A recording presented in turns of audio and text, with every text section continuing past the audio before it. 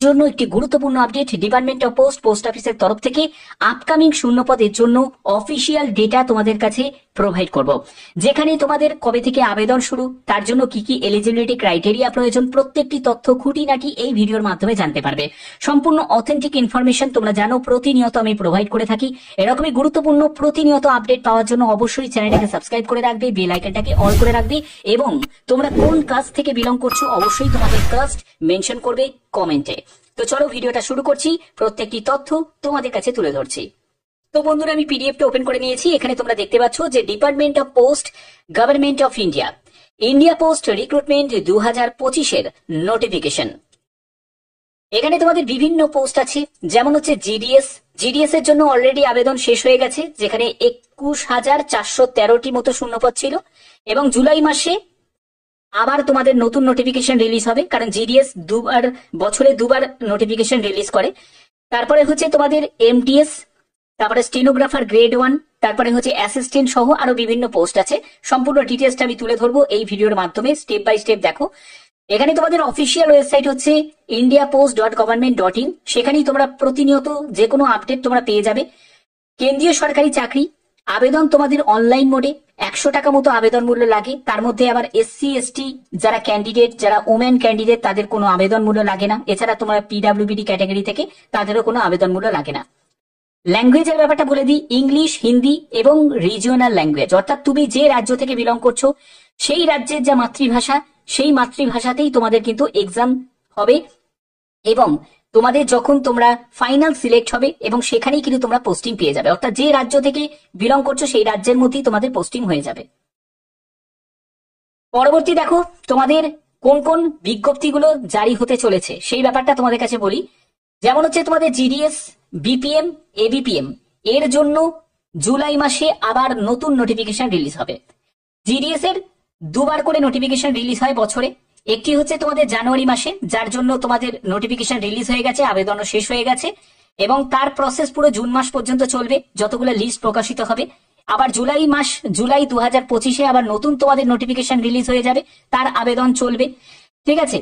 তারপরে তোমাদের এমটিএস এর শূন্যপদের বিজ্ঞপ্তিও জারি হবে এবং তোমাদের স্টেনোগ্রাফার গ্রেড 1 তারও কিন্তু বিজ্ঞপ্তি জারি হবে। ওকে, এছাড়া তোমাদের যেটা হবে সেটা IPPB অর্থাৎ ইন্ডিয়া পোস্ট পেমেন্ট ব্যাংকের তরফ থেকে। তোমরা জানো অলরেডি এক্সিকিউটিভ পোস্টের জন্য তোমাদের আবেদন চলছে, এরকমই কিন্তু অনেকগুলো তোমাদের বিজ্ঞপ্তি জারি হবে ইন্ডিয়া পোস্ট পেমেন্ট ব্যাংকের তরফ থেকে। সেখানে তোমাদের ক্লারিক্যাল পোস্টের বিজ্ঞপ্তিও জারি হবে, ঠিক আছে, গ্রুপ ডি পোস্টের বিজ্ঞপ্তিও জারি হবে, এরকম বিজ্ঞপ্তি কিন্তু তোমাদের জারি হবে।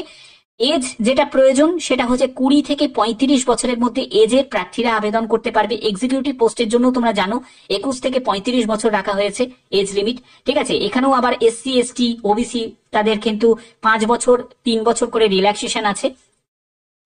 এর পরবর্তী হচ্ছে এলিজিবিলিটি ক্রাইটেরিয়া, এটা ভালো করে বুঝে নাও এলিজিবিলিটি ক্রাইটেরিয়াটা কি প্রয়োজন। দেখো ইন্ডিয়া পোস্ট, জিডিএস এদের ক্ষেত্রে তোমাদের 18 থেকে 40 বছরের মধ্যে তোমার এজ লিমিট হতে হবে এবং মাধ্যমিক পাস যোগ্যতা প্রয়োজন। ম্যাথামেটিক্স এবং ইংলিশ অন্যতম সাবজেক্ট হিসাবে থাকতে হবে। তোমার মাধ্যমিকে যে পার্সেন্ট নাম্বার আছে সেই পার্সেন্ট নাম্বারের ওপরে তোমাদের জিডিএস, বিপিএম, এবিপিএম পোস্ট তোমাদের সিলেকশন হবে। তারপরে হচ্ছে তোমাদের এমটিএস পোস্টের জন্য 18 থেকে 25 বছরের মধ্যে তোমার বয়স হতে হবে এবং এখানে ক্লাস 10 তোমার পাস হতে হবে, ঠিক আছে। শুধুমাত্র মাধ্যমিক পাস হলেই কিন্তু তুমি এমটিএস পোস্টের জন্য আবেদন করতে পারবে। স্টেনোগ্রাফার গ্রেড 1 পোস্টের ক্ষেত্রে 18 থেকে 30 বছরের মধ্যে তোমার বয়স হতে হবে এবং এখানে গ্র্যাজুয়েশন যোগ্যতা চাওয়া হয়েছে এবং তোমাদের 100টি শব্দ প্রতি মিনিটে তোমাদের ডিকটেশন এবং ট্রান্সক্রিপশন স্পিড থাকতে হবে। তো এই হচ্ছে তোমাদের ক্রাইটেরিয়া, এলিজিবিলিটি ক্রাইটেরিয়া। এটা যদি ফুলফিল করতে পারো তাহলে আপকামিং যে ভ্যাকেন্সি সেই ভ্যাকেন্সিতে তুমি পার্টিসিপেট করতে পারবে। ক্লিয়ার? এর পরবর্তী হচ্ছে তোমাদের সিলেবাস। দেখো সিলেবাসটা বুঝে নাও, সিলেবাস কি থাকবে। সিলেবাসের ক্ষেত্রে জিডিএস, বিপিএম, এবিপিএম এদের ক্ষেত্রে কোন রকম এক্সাম হয় না, শুধুমাত্র 10th এর যে পার্সেন্টেজ অফ মার্কস আছে সেই মার্কসের ভিত্তিতে সিলেকশন করা হয়। এমটিএস পোস্টের ক্ষেত্রে তোমাদের রিজনিং থাকবে, নিউমেরিক্যাল অ্যাপটিটিউড থাকবে, ইংলিশ থাকবে, জেনারেল অ্যাওয়ারনেস এর উপর তোমাদের 100 মার্কসের ভিত্তিতে তোমাদের সিলেকশন করা হবে, ঠিক আছে। স্টেনোগ্রাফার পোস্টের ক্ষেত্রে তোমাদের টায়ার 1 এবং টায়ার 2 হবে। টায়ার 1 এ হচ্ছে তোমাদের general intelligence and reasoning, general awareness এবং ইংলিশ ল্যাঙ্গুয়েজ অ্যান্ড কম্প্রিহেনশনের উপর তোমাদের প্রশ্ন থাকবে। এমসিকিউ টাইপের প্রশ্ন হবে। টায়ার 2 তে হচ্ছে তোমাদের স্টেনোগ্রাফির উপর তোমাদের থাকবে, যেটা হচ্ছে ডিকটেশন এবং ট্রান্সক্রিপশন থাকবে। ক্লিয়ার? তো এবার দেখো তোমাদের এক্সাম প্যাটার্ন তোমাদের বলে দিলাম। এগুলো কিন্তু সম্পূর্ণ তোমাদের যোগ্যতা অনুযায়ী, অর্থাৎ এমটিএস এর ক্ষেত্রে তোমাদের 10th স্ট্যান্ডার্ডের উপরই কিন্তু তোমাদের কোশ্চেন সেট হবে। তুমি স্টেনোগ্রাফি পোস্টের ক্ষেত্রে গ্র্যাজুয়েট লেভেলের কিন্তু তোমাদের কোশ্চেন সেট হবে, অর্থাৎ হায়ার লেভেল হয়ে যাবে। ওকে, তো এই হচ্ছে এখানে ব্যাপার। এবার দেখো তোমাদের আপকামিং ভ্যাকেন্সির মধ্যে তোমাদের জিডিএস এ তোমাদের বলেই দিলাম, সেখানে তোমার good percentage in 10th class, অর্থাৎ মাধ্যমিকে যার ভালো নাম্বার থাকবে সেই কিন্তু জিডিএস এ জায়গা পাবে। তোমরা অবশ্যই উল্লেখ করতে পারো যে জিডিএস এ তোমাদের যারা আবেদন করেছো তাদের মাধ্যমিকে কত পার্সেন্ট নাম্বার আছে, প্রত্যেকে কিন্তু কমেন্টে জানাতে পারো। এবং তোমাদের কাস্ট, কোন কাস্ট থেকে তোমরা বিলং করছো, অবশ্যই সেই কাস্টটাও কিন্তু মেনশন করবে কমেন্টে। ওকে, তারপরে দেখো তোমাদের এমটিএস এর ক্ষেত্রে টায়ার 1 থাকছে, টায়ার 2 থাকছে। যেখানে তোমাদের টায়ার 1 এ সিবিটি মোড হবে, 90 কোশ্চেন্স থাকবে। তারপরে সিবিটি 2 থাকবে, সেখানে নেগেটিভ মার্কিং থাকবে, 90 কোশ্চেন্স থাকবে। তারপরে হচ্ছে স্টেনোগ্রাফি গ্রেড 1 এ তোমাদের রিটিন এক্সাম হবে, 200 মার্কসের পরীক্ষা হচ্ছে। তারপরে তোমাদের স্কিল টেস্ট হবে, যেখানে তোমাদের স্টেনোগ্রাফির অ্যাবিলিটি টেস্ট তোমাদের নেওয়া হবে। এই হচ্ছে ব্যাপার। তারপরে হচ্ছে তোমাদের বেতন। দেখো বেতনের ব্যাপারটা বুঝে নাও যে এখানে বেতন কত টাকা থাকবে। জিডিএস এর ক্ষেত্রে বেতন হচ্ছে 10,000 টাকা থেকে 12,000 টাকার মধ্যে। তারপরে বিপিএম এর ক্ষেত্রে 12,000 টাকা থেকে 24,470 টাকার মধ্যে তোমাদের বেতন থাকবে। এবিপিএম এর ক্ষেত্রে 10,000 টাকা থেকে 20,392 টাকার মধ্যে তোমাদের বেতন থাকবে। এমটিএস পোস্টের ক্ষেত্রে 18,000 টাকা থেকে 20,200 টাকার মধ্যে বেতন থাকবে। তারপরে স্টেনোগ্রাফার গ্রেড 1 এর ক্ষেত্রে হচ্ছে 50,000 টাকা থেকে 60,000 টাকার মধ্যে তোমাদের বেতন থাকবে। এটা কিন্তু স্টার্টিং স্যালারির কথা বলা হচ্ছে, ঠিক আছে? এর মধ্যেই তোমাদের স্যালারি থাকবে। আবেদন করতে গেলে তোমাদের রিক্রুটমেন্ট indiapost.government.in এর রিক্রুটমেন্ট সেকশন কেরিয়ারে তুমি অপশনে তুমি পেয়ে যাবে এবং সেখান থেকে তোমাদের আবেদন করতে হবে। এখানে তোমাদের টোটাল শূন্যপদ দেখো 40,000-এর বেশি টোটাল শূন্যপদে কিন্তু তোমাদের নিয়োগ করা হবে। এবার দেখো আমি এই জায়গাটা তোমাদের কাছে একটা বলে দিই, তোমরা অনেকেই বলবে যে স্যার এমটিএস তো এরকম ভাবে নিয়োগ হয় না, এমটিএস তো ডিপার্টমেন্টাল ভাবে নিয়োগ হয়, জিডিএস থেকে প্রমোশন হয়ে এমটিএস এ নিয়োগ হয়। তো এর জন্য একটা অফিসিয়াল তোমাদের মানে ইনফরমেশন তোমাদের কাছে দেখাবো।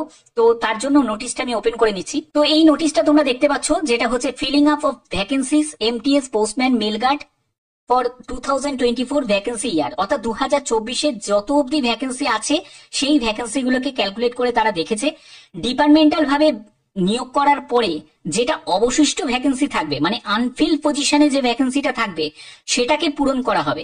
এবং সেই পূরণ করার দায়িত্ব কাদেরকে দেওয়া হয়েছে? এসএসসি কে দেওয়া হয়েছে। দেখতেই পাচ্ছ স্টাফ সিলেকশন কমিশনকে দেওয়া হয়েছে, যেখানে 2025-এর মধ্যে সম্পূর্ণ আনফিল্ড ভ্যাকেন্সি যেগুলো আছে সেগুলোকে পূরণ করতে হবে। তার জন্য রিপোর্ট জারি হয়েছে। তাই বলছি যে এগুলো আমি এমনি এমনি বলছি না, অর্থাৎ ভ্যাকেন্সি কিন্তু খুব শীঘ্রই রিলিজ হতে চলেছে। এমটিএস এর জন্য বিজ্ঞপ্তি তোমাদের জারি হয়ে যাবে। শুধু এমটিএস নয়, সঙ্গে তোমাদের মেল গার্ড বা পোস্টম্যান। তবে এমটিএস এর জন্য এখন বিজ্ঞপ্তি জারি হওয়ার সম্ভাবনাটা সব থেকে বেশি পরিমাণে আছে, ঠিক আছে? তো আশা করি এটা বুঝতে পেরেছো। এবার তোমাদের ভ্যাকেন্সিটা টোটাল মিলিয়ে আমি 40,000 বলছি, মানে জিডিএস পোস্ট মিলিয়ে আমি বলছি 40,000 মতো আছে, ঠিক আছে? জিডিএস, তারপরে হচ্ছে স্টেনোগ্রাফি, তারপরে হচ্ছে আইপিপিবি, অলরেডি তোমাদের 51টি মতো শূন্যপদ বেরিয়েছে এক্সিকিউটিভ পোস্টে। এরকম আরো তোমাদের শূন্যপদের বিজ্ঞপ্তি জারি হবে আইপিপিবি এর তরফ থেকে। তারপর স্টেনোগ্রাফি তোমাদের, তারপরে এমটিএস, এগুলোকে কম্বাইন করে 40,000-এর বেশি কিন্তু শূন্যপদ তোমাদের থাকবে, ঠিক আছে? তো এগুলো তোমাদের ক্লিয়ার করলাম।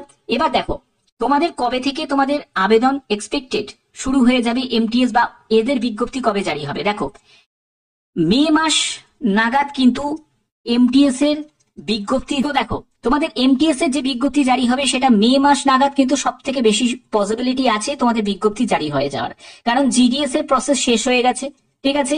এবার রেজাল্টের অপেক্ষা, তো result step by step result declare হয়ে যাবে। আইপিপিবি এর এক্সিকিউটিভ পোস্টের জন্য বিজ্ঞপ্তি জারি হয়ে গেছে, 51টি মতো পোস্টের বিজ্ঞপ্তি জারি হয়েছে। এছাড়া আরো অন্যান্য পোস্টের যখনই টুকিটাকি বিজ্ঞপ্তি যখন জারি হবে সেটা নিশ্চয়ই তোমাদের জানিয়ে দেবো। তো এবার হচ্ছে এমটিএস, তারপরে হচ্ছে স্টেনোগ্রাফি, এইসব পোস্টের জন্য বিজ্ঞপ্তি তোমাদের জারি হয়ে যাবে। যখন জারি হয়ে যাবে তার আপডেট অবশ্যই তোমাদের এই চ্যানেলের মাধ্যমে আমি প্রোভাইড করে দেবো।